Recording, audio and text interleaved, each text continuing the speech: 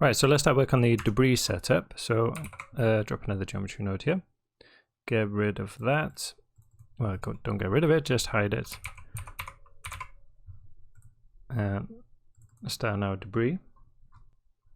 So I'm going to start with a box, not a bound, a box. Okay. And then a RBD material fracture.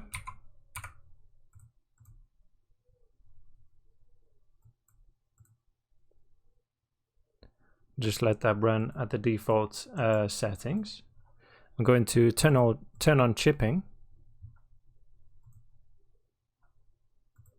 as well as edge detail.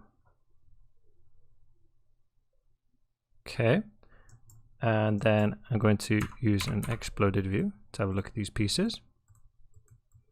All right, and then I'm going to use this to, so I'm going to grab some of the smaller pieces here to make the debris, right? So again, delete small parts. Delete non-selected. So there I've got a load of pieces. Okay.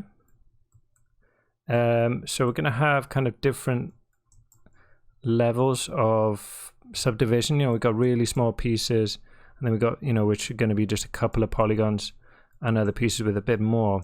And eventually, you know, we're going to make these all the same size, and that won't really work out well. So I'm going to change this to a VDB from polygons. I also want it to round, you know, kind of make these a bit rounder as well. Okay, I'll set this to 0.01. We might lose some of the pieces there, but that's fine. That doesn't matter. I'm going to drop a VDB reshape.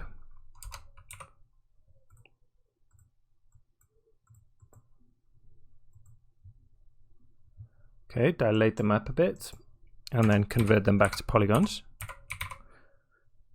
So this will kind of unify them, so they're all the same kind of density of polygons. Okay, and then let's give them normals and assemble them.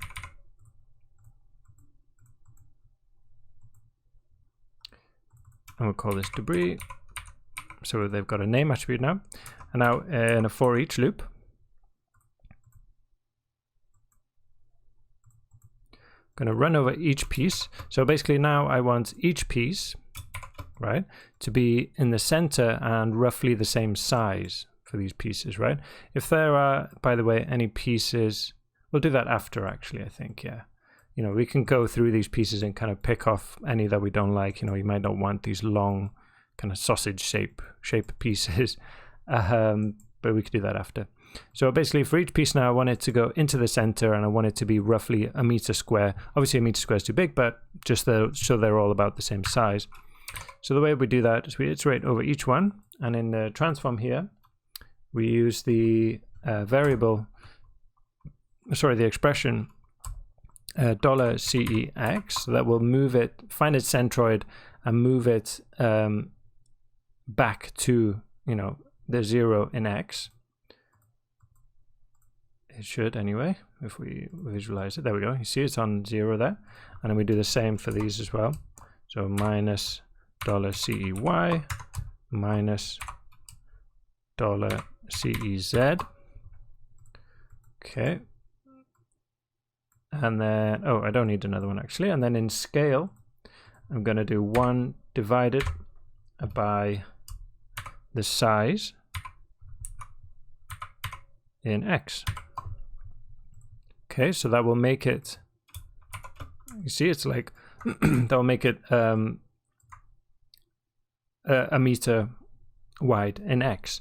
Now we could do the same for, because I want it to be scaled equally in all parameters, I don't want it to be stretched out. I'm going to copy this and do the same in Y and the same in Z.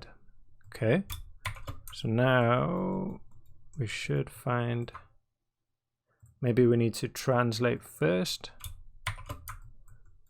There we go. So you can see that it's in the center, it's equally scaled, and it's about a meter across. And now if we do that for all of them, they're all overlapping in the center. And let's see if we want to. So you might think that we could just drop an exploded view, but they're all in the center. So we need to get a point jitter. What we can do is just do, if we pack these, okay, see, pack them by name. There we go, and you see them start to separate out now. So the point jitter will, you know, move them randomly instead of kind of in the same direction. So here we can come in and pick off any. Maybe I will just grab these kind of long sausage shape ones, which don't look like debris. I want them to generally be roundish shapes, right? Get a bit bigger. This one as well. Again, down to your preference.